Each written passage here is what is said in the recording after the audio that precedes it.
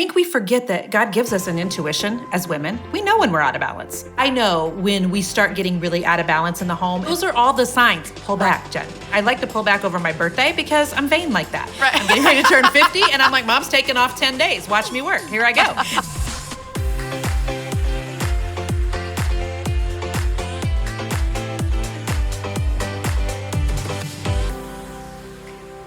Hey everyone, and welcome to the Christy Wright Show, where faith meets personal development so you can have a bigger faith and a better life. I'm so excited because today we are talking about hustle. Yeah, working hard. When is it good and when is it too much? And then I get to sit down with my good friend, best-selling author, business owner, speaker, and all-around really awesome woman, Jennifer Allwood. And we're gonna talk about what balance looks like and when we're supposed to work hard and when we're supposed to rest. It's gonna be a good one. But first, let's talk about this idea of hustle, especially in our culture where we are obsessed with hustling and working hard. You know, I'll give you an example that I think of from years ago. So this would have been in 2008, and I was a young director at a local nonprofit. So I gotta tell you, at this specific moment, I was on the tail end of 3 years of hustle. Like 3 years of working nonstop, 60, 70, 80 hours a week. I worked 7 days a week. Some weeks it would be from 5 a.m. until 10 p.m. when we closed. The demand was unending and I was giving it everything I had. Granted, I was 23 years old, so I had a lot of time. I didn't have any other responsibilities and I poured myself into my career. And I loved it. It was an amazing experience. Also, I got really stinking tired. Like after 3 years of this, of being on nonstop and working so hard for my goal of building my career, by the end of that third year, I had accomplished a lot. In fact, there was this specific moment where I remember sitting down in my leader's office and we were just recapping the last year. I'd been promoted, moved to a new location, and y'all, I had turned this center around. The entire staff before I got there was the worst by every metric that they evaluated them on. The absolute worst in the entire association of 30 centers. It also was under budget significantly and not hitting its numbers. Well, in less than 12 months, I had taken that staff team from the worst in the entire association of 30 centers to the best by every one of those same metrics. I also had increased our revenue by 50% overall in the year the economy crashed. Like y'all, my goals were blown out of the water. I had this amazing report card of what I had accomplished in my year at this particular center. And so I walk into this office beaming with pride. Like I'm just ready for a pat on the back, an applause, a well done, Christy Wright. Well, it was Christy Brown at the time. And so I remember sitting there and I remember what my leader said to me. And he said, well, you know, I know you did turn the staff team around significantly, and I know you have increased revenue by 50% in the year that the economy crashed, but I just gotta tell you, you're really not here enough. Y'all, I was working 80 hours a week. He said, you're just not here enough, and we gotta, you know, we really need to do something about it.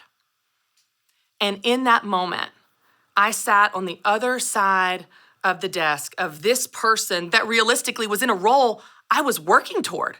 That would be a potential promotion in the future to get his job as he moved up. And I saw a person that I never wanted to be. I thought, if this is what this looks like, if the next stage of my success in this organization is working even more hours and this not being good enough, I don't want to be you. Now, y'all, he was the nicest man. He's a good man. He's a man that loves God. But there was no end to the hustle. There was no good enough. There was no season of rest. And in that moment, in that chair that day, I mentally quit.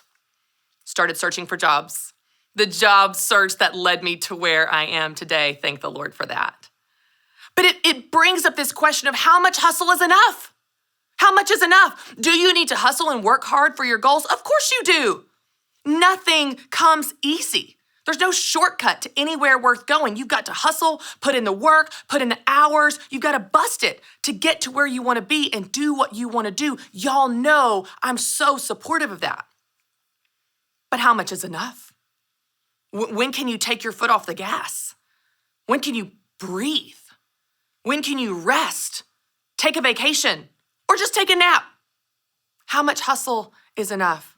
You know, we live in this culture that is just obsessed with hustle. Hustle harder, work harder, go for it, go for your goals, go for your dreams, put in the hours, grind, go for the goals, be a goal getter, be a goal grinder, go, work for it, hustle harder, hustle harder, hustle harder. And that's true sometimes. But then you also hear other messages, don't you? You see them in your Instagram feed, and it says, slow down, rest, recover, have some renewal of your mind, have some recreation in your life, slow down, have silence, be alone, stop hurrying, rest, slow down, slow down, slow down. And that's true sometimes. Ecclesiastes 3:1 says, there is a time for everything. In the Christy Wright translation, a time to hustle and a time to slow down. But how do you know which is which? How do you know when you should hustle and work harder and put in the effort even when you don't feel like it? And how do you know when you should slow down? Or maybe when slowing down becomes laziness? How do you know? Well, I want to give you 3 guidelines today. Y'all know I love to take concepts and make them practical and actionable in your life. These are 3 guidelines that are going to help you answer this question for yourself. When to hustle and when to slow down and what is right for you. So let's dig into these. Number 1, the first guideline is you need to know the demands of the season you're in. What are the demands you have on you?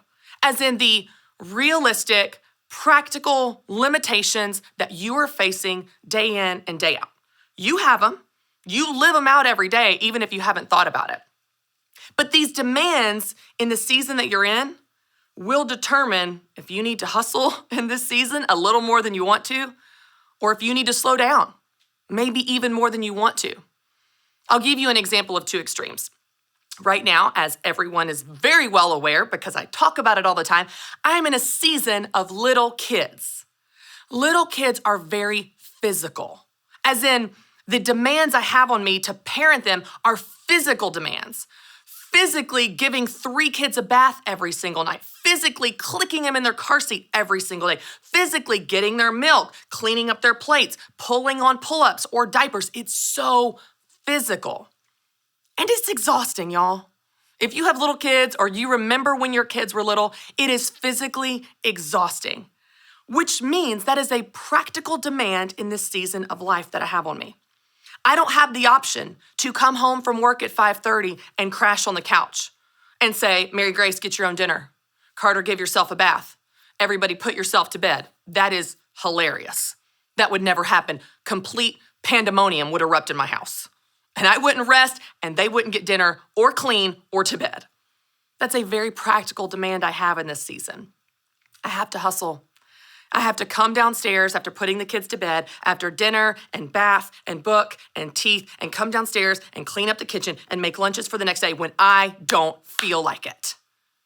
I've got to. It's a demand in this season. But let me give you an opposite extreme.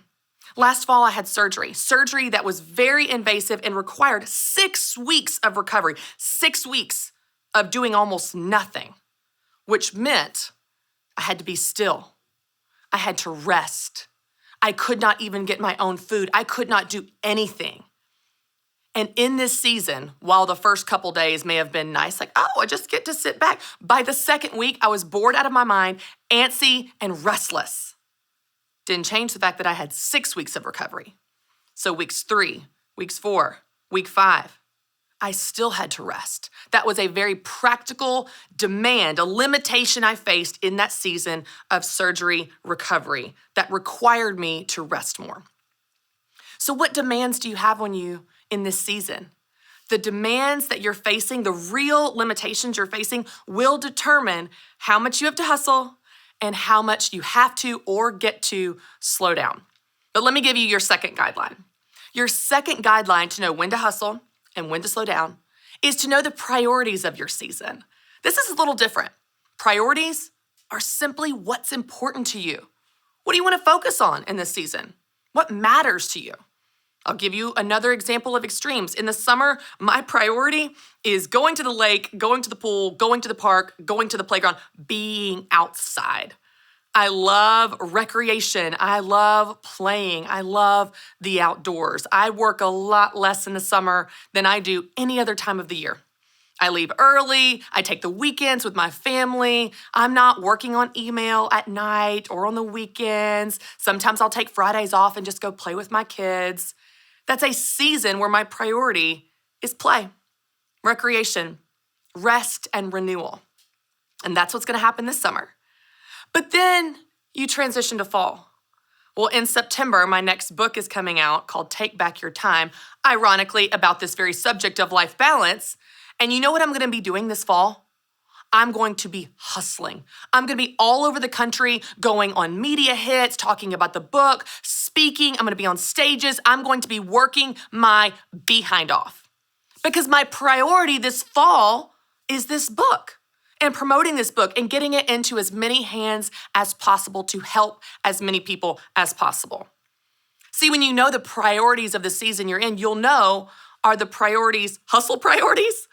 Or are they rest priorities? My priority this summer is to rest, and I'm gonna be gearing up this fall because my priority this fall is going to be to hustle and work hard for this book. When you know your priorities, you'll know when to hustle and when to slow down. And I wanna give you a third guideline. Your third guideline to know when to hustle and when to slow down is to know the goals of the season you're in. Now, again, this is slightly different than your demands and even slightly different than your priorities because this would be an actual measurable metric for these areas of your life. So when you think of hustling, whether it is working hard, working out, working hard at your job, working hard at your business, working hard on your house, whatever that is, set a goal there. You know what that means? It means there is a number attached to it. There's an actual measurable metric of success. You hit it or you didn't. I want to work on my side business 20 hours this week. Okay, you're setting a goal to hustle for your business 20 hours. You know what that means? When you hit 21 hours, you are allowed to take your foot off the gas because you set a goal and you hit that goal for how much you're gonna hustle. Maybe if you're a type A, hard-driving go-getter, you need to set goals around rest as well. You want to have quiet time for 30 minutes every single day. You set that goal, and then you know if you hit it or you didn't. What's so amazing about goal setting, whether it's any area of your life, is that it lets you know how you're doing. Rather than getting to the end of your week and feeling, oh, I didn't do anything I wanted to do, I didn't spend my time on what I wanted to, you can look back and go, oh no, I actually spent a ton of time with my kids. I actually worked on my side business 20 hours. I actually did quiet time 3 times that week. Set a goal for the season that you're in of how much you want to hustle and how much you want to rest, and that will let you know if you're doing what you say you want to do.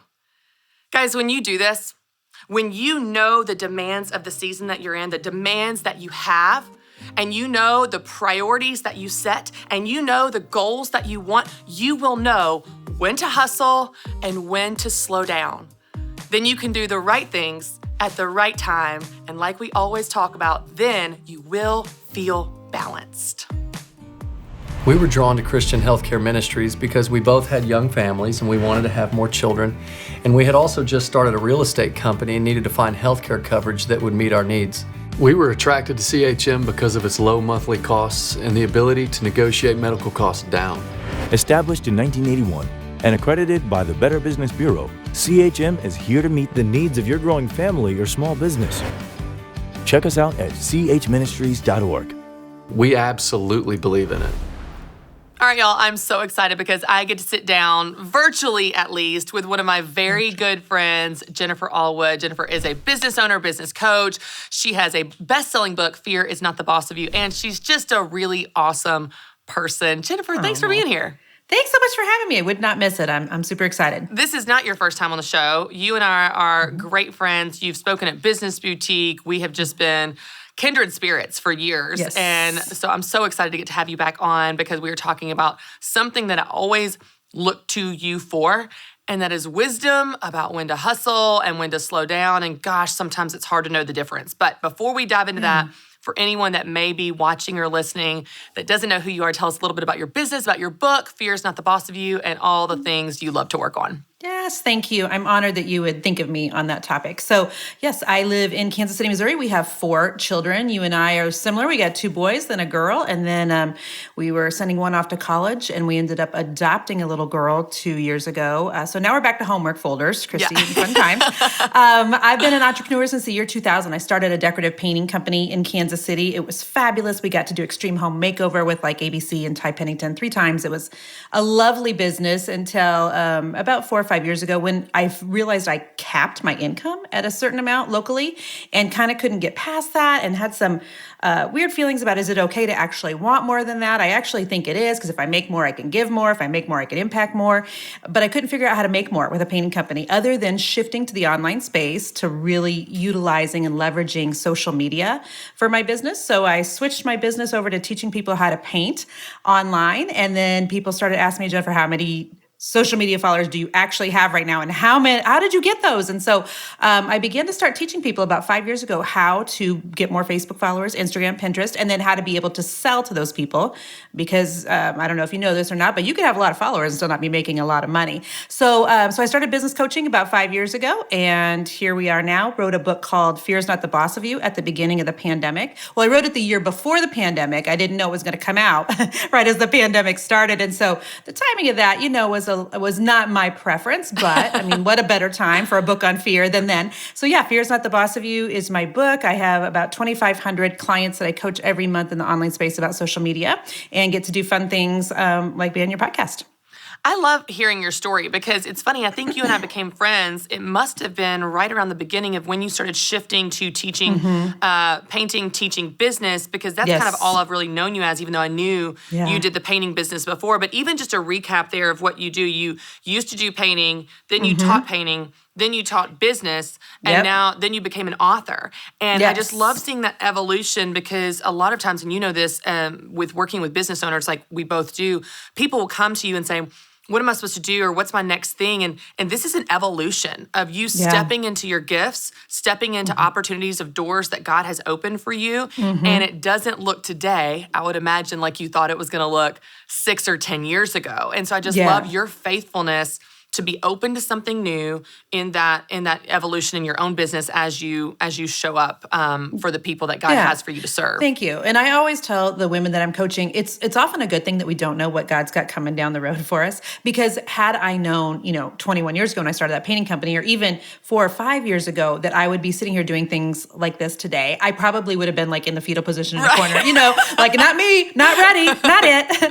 But so it's often good that we don't know, what God has just around the corner for us. So thanks for recognizing that. I love that. Well, it's been so fun to watch your journey, and it's been so fun to be on this journey with you because you and I are such kindred spirits. We love helping women. We love helping people push past their fear, build their businesses, chase their dream, figure out what that thing is. And I just love locking arms with you in this space. So one of the things that I've learned so much from you, Jennifer, and offline and online, publicly and privately. But one of the things I have always been impressed by is it seems like you have such a measured take, such a balanced, wise take on this idea of hustle. Now, let me unpack this for our audience here of kind of where I'm going with this before I dive into your questions. We live in a generation where everything, it feels like the message is hustle harder, hustle, hustle, hustle. You've got to build your business, chase your dream, hustle, stay up late, wake up early, get the grind, goal getter, all the things. And that's true sometimes. It's not completely untrue.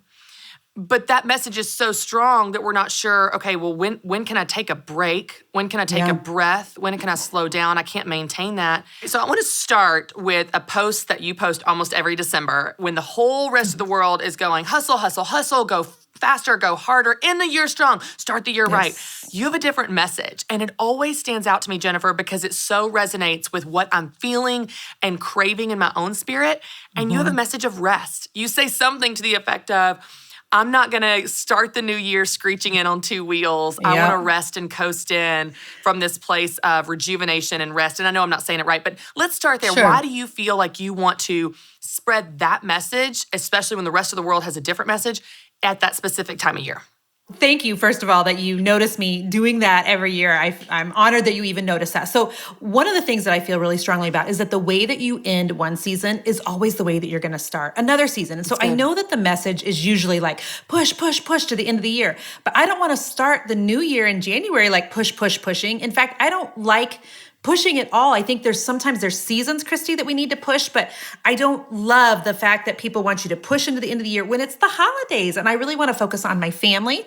I really want to focus on the things that are important to me. I really want to be able to kind of tone down work and have the women that work for me be able to kind of pull back also. So I don't want to push at the end of the year because then I know we're going to start the new year pushing, and that's just not how I want to set up my business. Yeah, and you talk about your priorities. I want to talk about that because you are really clear on your priorities publicly, and even we've talked about this privately. Yes. Tell us what that looks like for you in a practical way, and specifically, because I want to circle back to this because I think this is actually really powerful.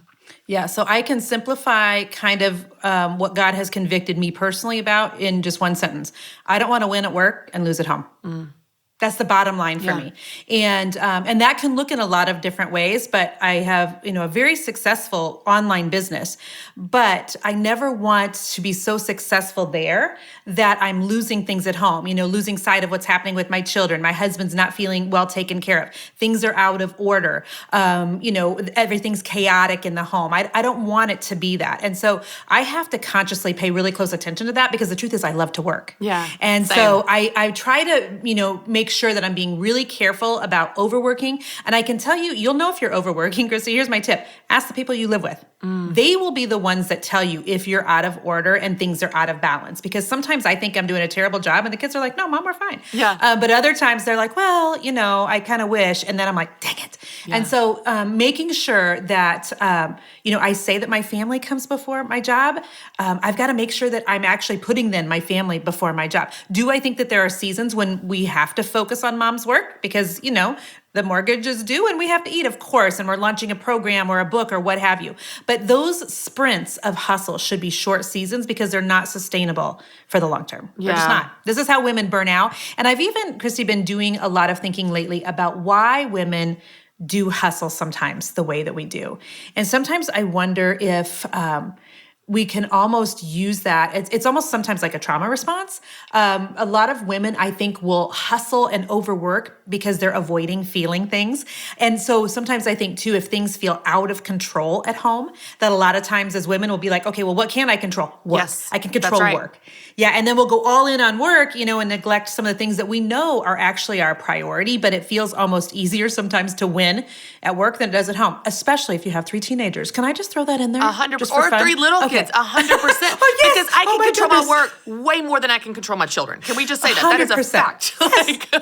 Yes, and there's times when I'm like, I don't know what I'm doing with these children. I mean, there is no manual for having one in college, one in high school, one in middle school, and one in, in elementary school. And by the way, we will not have one in preschool in case you were going to throw that in there. But I do know what to do on Facebook. I do know what to do on Instagram stories. You know what I mean? And so I find myself falling into that often and just need to bring myself back all the time. Okay, so here's my question then. How do you know? Yes.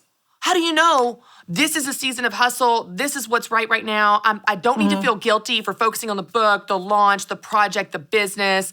Right. I want to be all in. We're all on board. We're all in because this is what's right now. And how do you know, the Christmas is an example. This is a season of rest. Summer's an example. I know for a lot of people, seasonality of school and there's, the literal seasons can help dictate that. Yes. But how do you in your own mind in spirit and in a practical way, Jennifer, how do you decide this is what this season looks like and this is a time to go all in and this is a time to really pump the brakes? For yourself, I'm just curious how you do that. Okay, so I think usually you just know. How did you know that you weren't done after 2 kids? You just kind of knew, right? Yeah. You just kind of know. Yeah. And so when women ask me how do you know, I have 3 babies and I'm not sure if I'm done yet. Well, then you're probably not done. You know what? I think we forget that God gives us an intuition as women. We know when we're out of balance. We know darn good and well when we are out of balance. Some people do, but Jennifer, you and I are super opinionated. We are super I feel like that we are more the type of personality that's like, yes, this is what I want to do, and we go for it. I think there are some people, maybe personalities that doubt themselves, and it's just whether it's from how they were raised or their personality style. So I think maybe you and I take that for granted because I think we might know and be more in tune with that than some people are. Do you think? Well, I think as entrepreneurs, you've really got to start paying attention to that intuition because otherwise, like we'll look at people, how they're building their business and we'll think, okay, well, this is the example that I'm supposed to be doing this, how I'm supposed to do it, this is what it's supposed to look like. It's not really how I want to, but you'll start modeling your life or your business after somebody else and ignoring that still small voice that you have on your own. And so I think that, Christy, there's a conviction that God will give maybe your family that's different than mine, my family different, than other people's. So I think that that's why it has to be really personal.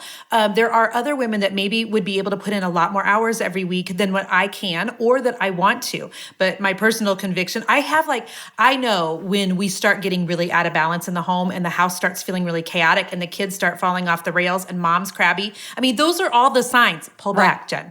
Yeah, pull back. It's good. And for us, the physical calendar is important because I like to pull back during the summer. I like to pull back over the holidays. I like to pull back over my birthday because I'm vain like that. Right. I'm getting ready to turn 50 and I'm like, Mom's taking off 10 days. Watch me work. Here I go. It's gonna be it's gonna be amazing. And so there's times that I want my kids to know they're the priority. Like when my son Noah, we were just moving him up to college. I actually had a challenge that week for my business and was supposed to be, live on camera on that Saturday morning. I had to tell my team, like, I'm not going to be able to do that. I'm moving him to college, that Saturday. And so always trying to make sure that the kids understand there are times when mom has to work, but I never want them to be my age, Christy, and sitting in front of a therapist saying, I never felt like I was the priority. Yeah. Does that make sense? And yes. so I'm constantly trying to keep that in mind. I know I'm not doing it perfect, but I just want to be really aware of the fact that, yes, this is my job, but it's also my business that I designed myself, and I can do it in a way that still honors my family and puts money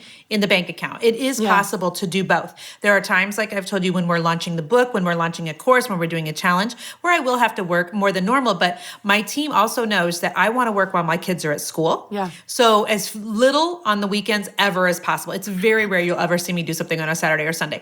As little after the kids get home from school as absolutely possible. I mean, would we possibly have better results if we did a lot of our pushing at 7 o'clock at night or 8 o'clock at night? Probably. Because a lot of the women I coach, work a day job and have a side hustle. But again, it goes back to setting up a business in a way that's really authentic to you. Right. And I even did this though in the beginning. And in the beginning is usually when you need cash, right? In order to maybe leave that day job, especially. But even in the beginning, I was highly aware of the fact that I don't want to just, do all these extra things that I know I can't maintain for the long haul. And so making sure from the very beginning, I was working just when the kids were gone, when the babies were napping, when they had a play date.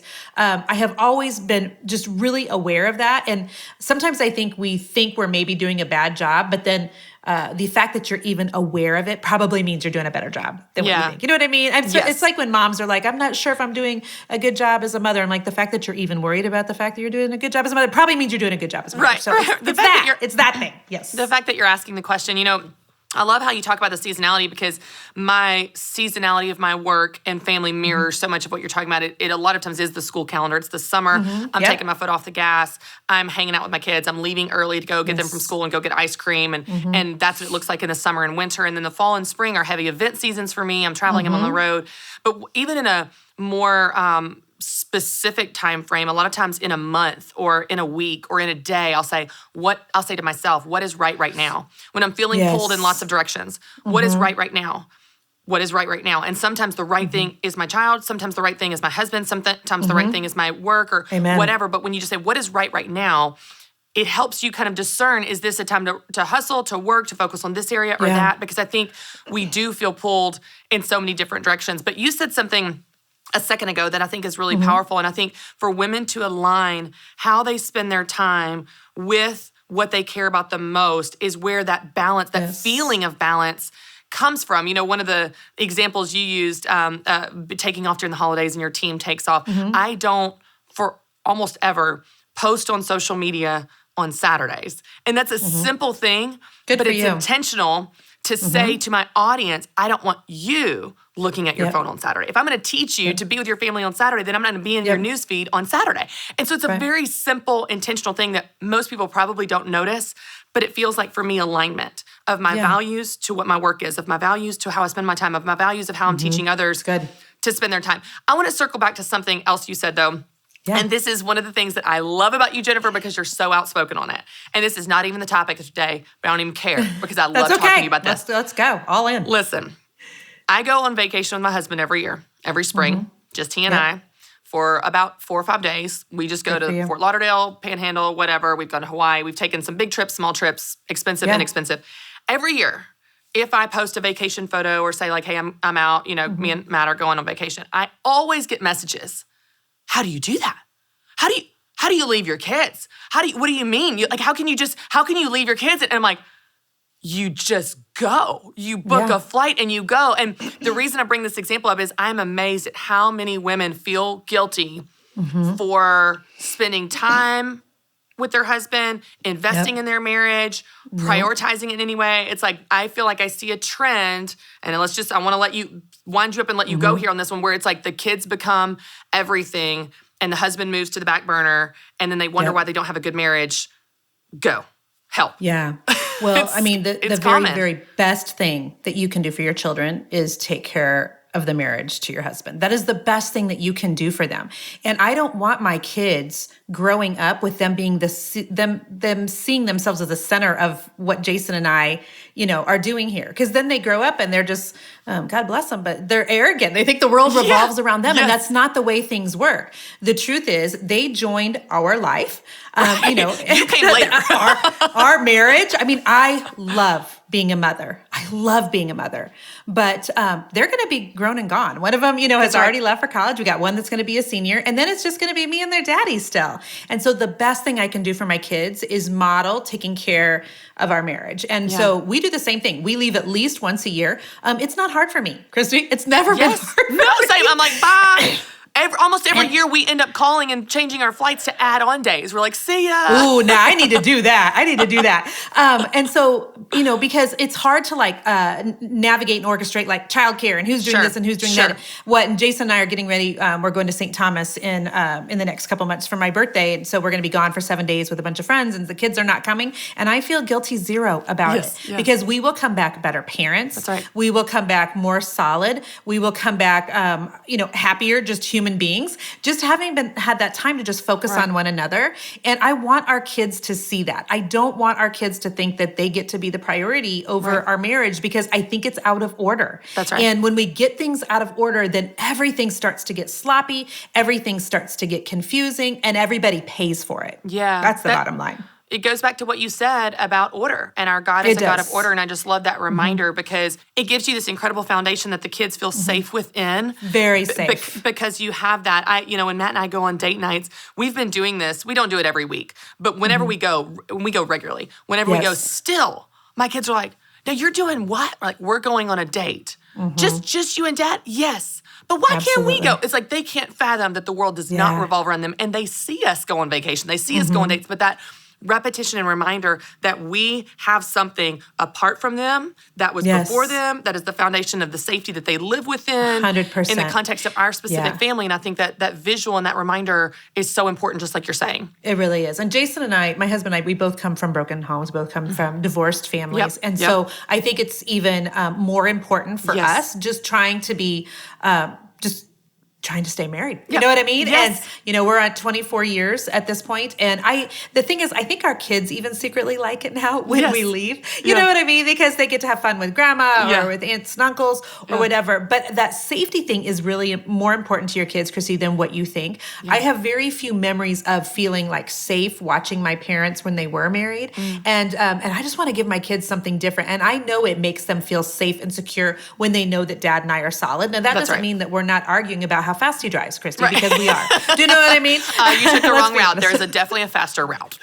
There is. And so, but it does, I know just that when we go away and we have time just to focus on each other and, dreams and family and just come back, we're much more connected as a family. The kids are way more excited to see us. I think they appreciate us more and we appreciate them more. It's good to be away and come back. Well, it's that feeling when you have spent, however many months and months, maybe years, if someone hasn't taken a vacation, and you are literally running the business of your family. Who's got the dry cleaning? Who's picking up the kids? Who's going to soccer practice? And you are running a business of your home, and you're not connecting as spouses, as dating, as fun, as flirtatious. And you go on a date, whether it's just going to dinner, or you go to St. Thomas, or you go on a vacation, and pretty quickly you go, oh, there we are.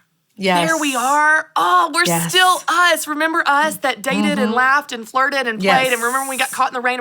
Oh, there we are. I have chills even as I think about it, because the power of feeling that feeling of going, there we are. We are us. We are still us, even though we're doing the dry cleaning and all the things day to day. You've got to have that time to remember who you are. And then to your point, when you come back, not only are you stronger and more fun and appreciate your kids more, but you are a closer knit team for the hardships and the day-to-day grind that life throws at you. Okay, Jennifer, really quick before we wrap up, I want to do a fun rapid fire where I just ask you random things. You good? Cool. I'm good. Let's do it. Okay. Number one, first thing you do when you wake up in the morning. Oh, I look at my phone. I'm such a jerk. We all do. I know. It's fine. Hey, everyone's just going, me too. You're relatable. But I don't want to lie. I'm telling you the truth. Tell the truth. Okay, number two, what is your favorite thing to do with your husband on a date? What's y'all's favorite date night? We are foodies, so we love going out to eat, which is also not good on my waistline, but fabulous. We just went out for street tacos for lunch yesterday. It's an investment in the marriage, like we were just talking about. What is a product that you could not live without? And I know it's not that terrible hair stuff that you talked about like a year ago. Listen, your hair's looking great, by the way. Hey, thank you. My hair is coming back in full force. Product that I cannot live without. Well, it's all of my hair products, all the good, healthy products. Hairspray, Big Sexy Hair, number one. Okay. And I've sampled every single one of them. Big Sexy Hair, still number one hairspray. I love it. Okay. What is one weird or interesting thing about you that most people wouldn't know? You're pretty transparent, so I don't know if you hide things, but is there anything funny about you? I used to be a very, very good baton twirler. I twirled 2 batons, 1 baton, fire batons. I burnt all the hair off of my arms for many years twirling fire at football games. And sometimes if you get me to drink a margarita, I will on occasion go out in the driveway and still twirl 2, just for fun for people. I'm entertainment. I'm football entertainment, Christy. I could absolutely see that, and the burned arm hair is going to be my favorite. In these little sequin outfits. Oh, Lord have mercy. I love it. Okay, one last one, and this one's more serious, but also still good. We're talking all about balance kind of in this season leading up to my book launch this fall, and I love to hear from people. What does balance feel like to you? Like, what makes you have that sense of things are right in my world? So when I'm balanced, I feel like I've got things in order. I feel like I got priorities in order. And there's a real peace in my spirit when things are in balance, which, the opposite of that is when I'm very chaotic and everything feels very chaotic. So, yeah. That's so good. It feels peace. Oh my God, Jennifer, I could just talk to you all day about all the things. I could too. This is so fun. You are so wise, and I just love how you love the people that you take care of, the women that you coach, the readers of your books, your blogs, all the things, and you also love the Lord, and you love your family, and I'm just so, so grateful for your friendship. I'm grateful to know you. I know people want to know, where can they follow you? Tell them on Instagram and your website where they can get your book, Fear is Not the Boss of You, and hear about all the things that you're doing. Thank you. They can go to my website, jenniferallwood.com. There's some fun freebies there. There's links to go get my book. Jennifer Allwood on Facebook. I'm verified. On Instagram, I'm not, and I'm still irritated about this, Christy. How do you have over 100,000 followers on Instagram and not a check behind your name? Yeah. I don't understand. What are they doing? And so I'm going to take this up with Mark Zuckerberg when we meet again, which we never will. But anyhow, but that's where they can find me. The book is, of course, wherever books are sold. And so thank you so much. I just want to pay some honor to you because it never feels like competition with you. We coach a lot of, women that are in the same industry and same niches. We have a heart on the same things. It never feels like we're in competition. And I love that about our friendship. So thank you. Thank you for having me and all you're doing for women as well. Well, Jennifer, I could not echo that enough. And one of the things I love about you and I that I just want to reiterate before we wrap up is you and I, what's so cool about us is we serve an abundant God. And I hope that women see that and feel that because there is no competition when you have a God that is a God of abundance and there is plenty for everyone. And I love how he's using you and love how he's using me and using us together. So thank you so much for your time. Thanks for being here today. Thanks for having me. All right, y'all, I don't know about you, but there have been multiple times in my life where I have felt like I lost myself. Whether it was because of a difficult season or through all my roles and responsibilities and commitments, at the end of the day, I would look up and just wonder, I don't even know who I am anymore. If you've ever felt like that, I hear you. In fact, that's the very reason I wrote my new devotional, Living True 40 Days to Get Back to You. Through this 40-day journey, I want to help you reset and refocus on Scripture and what God says about you. This is going to help you get back to you and get back to who He created you to be. You can get your copy of Living True 40 Days to Get Back to You at ChristyWright.com. All right, y'all, we are at the point in the show where I'm going to answer your questions, and I love this part because I don't know the questions, so it's fun for me and fun for you. Okay, how do you know when to move on if your partner isn't ready to get married? Ooh, right. All right, I have so many follow-up questions to this, but you're not here. So let me just go through some scenarios, okay? Maybe, like, I'm just going to make this up on the fly. Some, flags, red flags, maybe. Number one, it has been a very, very long time, like years and years, and you don't see any end in sight. So that's obviously a clue, which I'm guessing is probably your case if you're asking this question. The second one is if your partner is not willing to talk about marriage. Like anytime you bring it up or hint at it or talk to them directly, like, hey, what are our plans for the future? What are your plans for marriage? And they're not willing to talk about it, that's a red flag. That's not a good sign.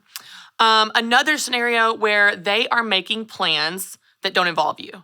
Like they're planning to buy a house, they're planning to go on vacations, they're talking about plans for the future and you're not a part of these discussions, red flag. So if it's been a very long time, years and years. Now I'm not saying if you're in high school and it's been years, like obviously, but if it's been years and years and you're an adult, then that's a concern. If they're not willing to talk about it, that's a concern. If they are making plans for the future and don't talk to you about those plans as if you're a part of this plan, that's a concern. The best way to handle it, and I know this sounds extreme, but I'm guessing you're in this scenario because you're asking this, the best way to handle it is to talk about it as openly and directly as possible. It would look something like this. Hey, I really want to have a conversation about the future to make sure that we are on the same page. Let me know when it's good for you. Now, I know that sounds silly to like plan to talk, but in case your partner is like my husband and he needs to think about things before he talks about things, to process his thoughts and his feelings before he talks about it, that's a very respectful thing to do, to give someone a heads up that you want to have a big, important conversation. But then you plan it, put it on the calendar, and sit down and you share openly where you're coming from. Like, hey, I plan to get married. If that's not part of your plan, I'd love to know now and us go our separate ways. You want this, I want this. Are these the same things and we make plans together, or are they different things and it's time to part ways? I honestly think all of it can come down to a conversation that's going to lead to the clarity that you're looking for. Will it be awkward? For sure. Will it be uncomfortable? Yes. Will it be maybe scary? Yes. Will it be worth it? Yes. Because either you're going to get the peace of mind that you're looking for, or you're going to get the freedom to move on with your life that maybe you need right now. Great question, and I will be thinking about you as you have this hard conversation. If you do, please let me know. You can send me a message on social media, on Instagram or Facebook. I'd love to hear how it goes. All right, next question. How do I make the most of my mornings before I have to drive to work? Right, so morning routines can be this exciting thing or intimidating thing. And if you're like me, you have so many things you want to do in the morning and you get discouraged because you can't do all of them. So I'll give you a quick tip and tell you what I do, okay? There are certain things I want to do before my kids wake up, before I head out the door to begin my crazy day. I love to have some time alone, which means time without children, time without getting milk, hearing about the complaints between the siblings, getting clothes ready for school, all that, which means I wake up before my kids every day if possible. Because when I wake up before my kids, I wake up as me, not as mom. And that small shift, I'm telling you, makes a huge difference in how I approach my day. So my first tip for you is if you have children, wake up before your children so you start your day as you. But then during that time, when you wake up before your kids, you can use it a few different ways. Two things that are really important to me are working out and quiet time. Now, unless I wanted to wake up at 3 a.m., which I don't, I can't do both of those every single day. So what I do is I trade off. Some days I'll work out, Some days I have quiet time. Some days, if it's a complete miracle, maybe I can squeeze in a short 20-minute workout and a short, 10-minute quiet time. But most mornings, I choose. And so I just want to give you permission to choose which days you do which things. Then in a given week, you're doing the things that are most important to you without the pressure of doing everything every single day. That's a tip that works for me, and maybe it'll work for you. I hope that helps. Great question. It's something we all struggle with, right? All right, here's another one. I love this one. It's like an underhanded pitch. Here we go. How do you have life balance? Oh, okay. Well, I am your specialist on this. I want everything done, or I'm overwhelmed and I don't do anything. Don't we all do that? Like in anything in life, we swing to these extremes of like, we're doing everything and we're knocking out our to-do list, or we're doing nothing and we're just giving up completely. I'm like that with working out. Like I'll be working out all the time really consistently, or I give up entirely and just eat Oreos by the sleeve on the couch with a pint of Ben & Jerry's and a chick flick, right? Like it's like, it's all or nothing. If we can't do the big impressive things, we're just not gonna do anything. I would encourage you that there is something really beautiful, really peaceful and fulfilling about moderation. Is it impressive? No. Are you gonna post on Facebook about it? No. Is it gonna make your Apple Watch blow up with all the rings that you've closed? No. But it is sustainable. So what does it look like to do something? Something. I had a goal, this was a few years ago, of something I wanted to do for a family member, and I was super overwhelmed by it. Like it was a Mount Everest type of goal, and I really wanted to do it for this person. And I was actually at dinner with one of my good friends, Crystal Evans-Hurst, and I was having a similar discussion with her. I said, I want to do this, but it feels like Mount Everest. Like it feels like an impossible task. And she said, just because you can't do everything you want to do doesn't mean you can't do anything. Just do something. Do what you can do with what you have. And y'all, I did that. And it's amazing how fulfilled I felt at getting to do something versus giving up entirely and not doing anything. So I would say, what can you do in this season? Maybe you don't check off 25 things on your to-do list. You set a to-do list of 3 things and you're able to get 3 things done. And it's not as impressive as you hoped or you wanted, but you did something, and something is much more sustainable than this ridiculous standard you hold yourself to and then beat yourself up when you don't get to. I tell people all the time that life balance isn't doing everything for an equal amount of time. It's about doing the right things at the right time. When you do the right things at the right time, you will feel the balance you've been looking for. I hope that encourages you. And you also might want to know that my book is on this very subject, coming out in September. It's called Take Back Your Time, The Guilt-Free Guide to Life Balance. And I dig into this subject thoroughly because, as we know, it's a pain point for all of us. All right, last question here. I strayed from my faith for years, and I'd like to find a way back and learn more about it. What are some resources for faith to learn and grow with God for someone who's coming back? You know what I'm gonna do? I know this is weird. I'm gonna find out who sent this question. I'm gonna dig into my social media account, find this person, and I'm gonna send you a copy of my devotional because I would love to just introduce you to a God that loves you very much. But if you're listening right now and this relates to you, but it wasn't your question, I just wanna encourage you, anything. There is no wrong step back into the faith. There's no wrong way to do it, no wrong place to go, person to ask, book to read. If you take a step toward a relationship with God, He will meet you there. Whether it's a church that you happen to be driving by, a person at your work that you know is a believer and you want to ask them a question, or a book that you find at the library and you just pick it up, I promise you, any step in the direction of God, He will, in His power and His love for you, meet you right in that step. So what's the right step? Any step. Any step is the right step, and I'll be praying that you take it.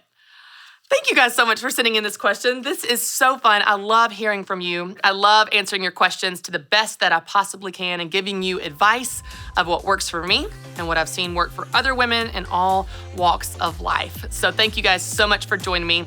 Of course, for more encouragement on becoming the person that you want to be, you can visit ChristyWright.com.